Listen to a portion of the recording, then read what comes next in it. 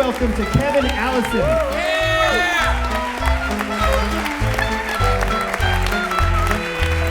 Thank you so much. It's so nice to be here.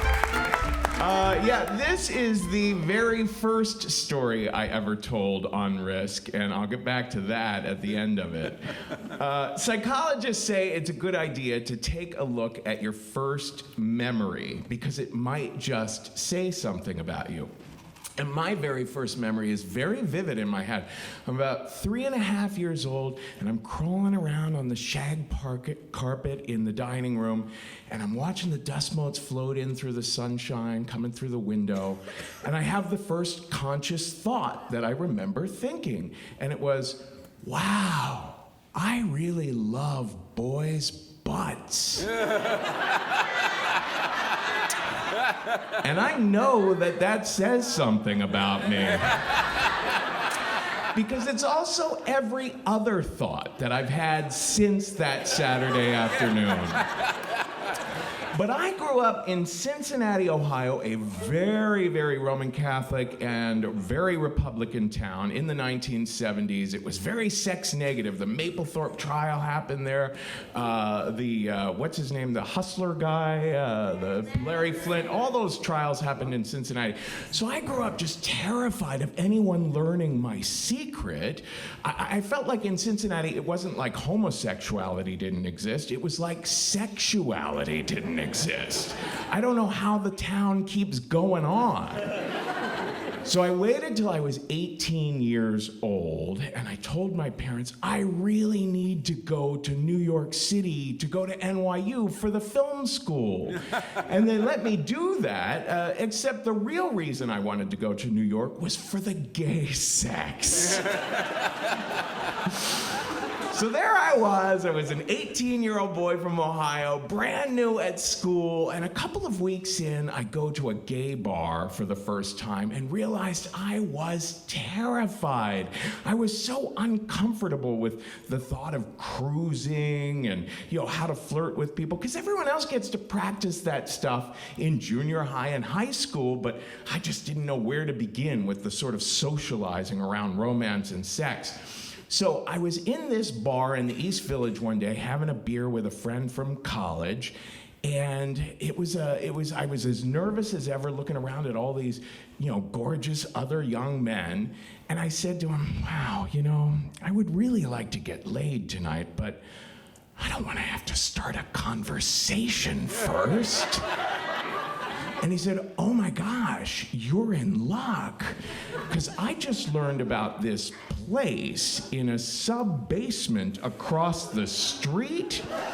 Actually, it's where the Rolling Stones used to do heroin together. But now it's something a little bit different. You walk over, there's an alleyway there, and it's all in shadows, and there's a door that someone has painted the number 82 in spray paint on. And you're convinced if you push that door open that building will crumble on top of you because it looks abandoned, but it won't. And then you go down one flight of stairs and another, and there's a little guy, there's a little man at the bottom of the steps. And if you pay him $10, he'll open a secret door for you, and it's a sex club in there. It's all guys having sex with other guys. And I said, oh my gosh, are you kidding? He said, yeah, and here's the best part. It's all guys from NYU because they all hear about it at this bar across the street. He said, so you don't have to worry so much about running into guys who look like Santa Claus in assless chaps. Or more like the way I look nowadays. So I said, oh my gosh, what am I waiting for? Compared to standing around having beers over here, that sounds much more efficient. So I ran right over, and it was exactly like he said. It was scary. It's an alleyway, the number 82 on the door. I pushed it open. I thought the building was going to fall on me, but it didn't. Then I go down one flight of stairs and another, and then there's the little man. And I paid him my $10, and he opened a door for me, and I walked through this door, and I'm instantly enveloped in smoke. You could still smoke in places in New York City in those days. And I felt like I was kind of walking through a labyrinth, like a maze, like in The Shining, because I realized that there were all these snaking hallways going around and around in this place, and there were all these, ironically, closet-sized rooms. And in the doorway of all of these little rooms was another guy just standing there staring at you. And as I walk around, I start to realize, oh, this is how it works. You walk around the maze. When you see a guy you like, you nod at him. And if he nods back at you, you go into the room together and you have a grand old time. Now, here's what I hadn't anticipated. Social anxiety can follow you across the street. So I quickly realized, oh my gosh, this is even more nerve-wracking than the bar. I'm walking around feeling so nervous and so like, no sexual prowess or anything like that. And I soon learned that a guy feeling the way I did could get a lot of exercise at 3 o'clock in the morning, walking around and around and around that maze. Now, at that same time, I was at the New York University Film School, and our teacher the week prior had shown us a film by Akira Kurosawa. He said, guys, this is one of the 10 greatest movies ever made. I really need you to pay attention because you're going to take so much from it. It's called Seven Samurai. Well, I'll tell you, I watched that movie, and I took something from it because in the latter half of this movie, the main samurai, played by Toshiro Mifune, he's wearing pretty much nothing except for, a little, like a diaper, with his butt out in the rain, running around, throwing stuff at people. I was like, oh my gosh, I think I like these guys that look like samurais. I was from Whitey McWhiterville, Ohio, and this was quite striking to me. So I had walked around that week with samurai on my mind, and now all of a sudden I'm in this sex club. I come to one little room and I think, well, that room's empty. No one's in there. But then I took a look closer and realized, no, there's someone back in the shadows. And I look a little closer and I see this beautiful pair of Asian eyes. And I look even closer and I can see he's got a ponytail sticking straight up like a samurai. I thought, oh my God, if he doesn't run a sword through me, I might have just hit the jackpot. So he gives me a nod and I give him a nod, and before I know it, I'm jumping in that room. Now, in that split second, my mind starts to work and I'm thinking, whoa, wait a minute, Kevin. No one has ever taught you the safety protocols or the etiquette of places like this. What is the sanest and safest way to start this interaction? So I lock the door behind me and I turn to him and I say, you want to go back to my place? So we walk up one flight of stairs and another. Now we're in the lamplight and I can instantly see, oh no. This guy is not a samurai. He's got a big beaky nose and he's skeletal thin and he's got a kind of mean expression in his face. Reminded me of Templeton the Rat from Charlotte's Web, only the Paul Lynde version from the 70s. But the worst part was he kept sniffling and shivering kind of as if he might be on something, right? Now, I didn't know how to say no. I mean, I didn't want to be rude. I'm from Ohio, So I was thinking, oh gosh, what do I say? Like, oh, I forgot I have an appointment with the nighttime dentist. No, instead I just said, what's your name?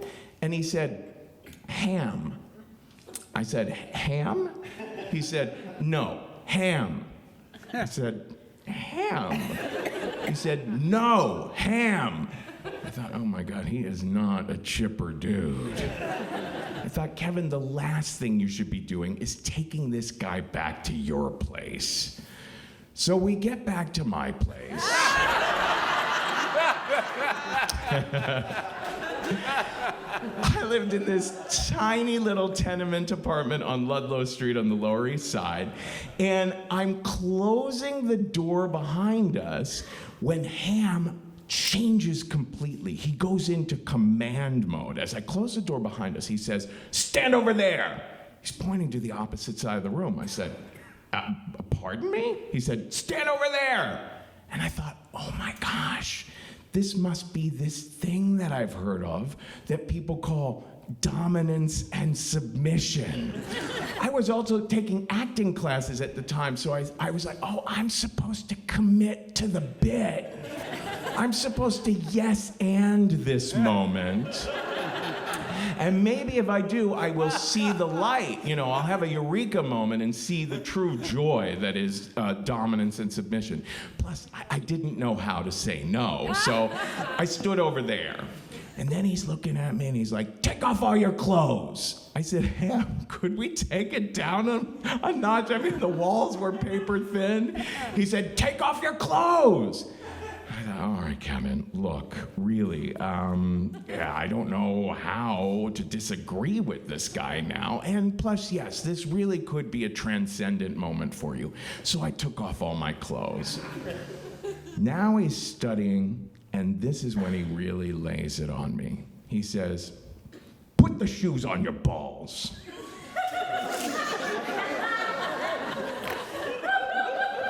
I said, "Pardon me?"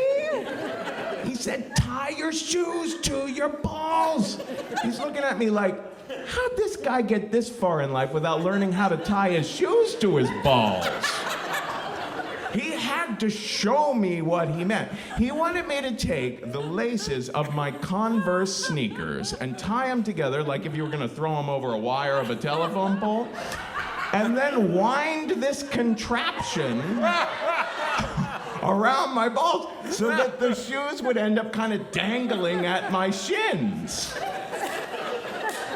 Well, at this point, I was so curious as to where the hell this might go next that I did what he said. Now, here's the thing. I wear size 11. And, you know, I had the heaviest arch supports that money could buy because Converse, they're not very good for your feet. But I was in the process of learning they can be rather rough on your balls as well. So I get this all done, and I'm standing there bow-legged, and my face is going red, and I am like, it's very pinchy down there. I'm like, I don't know how long I can stay this way. So I'm thinking, okay, Ham, let's get to the next part of this scene, you know, as soon as possible. But he has not moved from the doorway. He's still standing 12 feet away on the other side of the room. He takes down his pants and he just starts whacking off like a madman, staring at me. He starts sweating, getting all red in the face and just whacking up, whacking up, whacking up, whacking. I'm like, oh my gosh, this might be over soon. Because he's the world's fastest masturbator.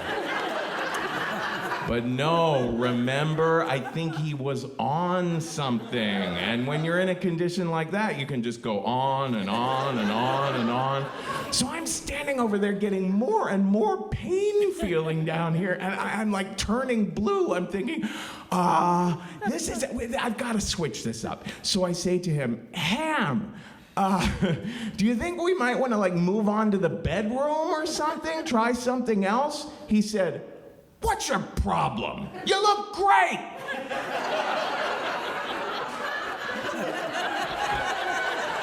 I thought, well, I am definitely some sort of fashion statement.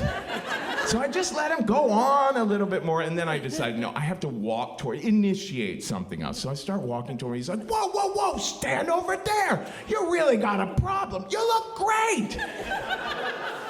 I am not kidding you. We started arguing for about 10 minutes, and that was the only point he had to make, you know? I couldn't get anywhere else. He just insisted I had some sort of problem because I didn't appreciate how great I looked with footwear on my balls. Until I finally got fed up and felt a little bit of dominance myself, right? I grabbed his jacket and I opened the door behind him and I threw it out in the hall and said, "You gotta go." Well, it was like I took all the wind out of his sails. He was so deflated, and I thought, oh man, I really ruined his big shoes on balls plans for the evening. But he started, putting his pants up and getting dressed again, and now he was kind of like a politician on election day, just using his talking point one last time. He was like, "Wow, that is such a shame. I mean, you don't think you have a problem? You look great." I said, "Well, thank you, Ham, but I guess it just wasn't working for me." So I let him out. Now, I had picked up a full-length mirror that someone left in the garbage on Ludlow Street because that's how I got all my furniture at that time. And I turned around and had this real surprise because for the first time I saw myself completely nude, except for my shoes. And I thought, well, Ham might have been psychotic, but he had one thing right. I look great. Now, that was the way I first told the story at the very first Risk show in 2009. And what started to happen is that people would come up to the show and tell stories about risky things they had done. And one time a guy told a story at the show about how he had attended an erotic biting workshop. And I said to him afterwards, I said, "Jay, where does one attend an erotic biting workshop?" He said, "Kevin, I'm going to this kink camp in a couple of weeks. You should come along." And I said, "Oh, I know I've told stories about sexual stuff on the show before, but I don't know anything about like dominance and submission, actually." And he said, "Kevin, take a risk."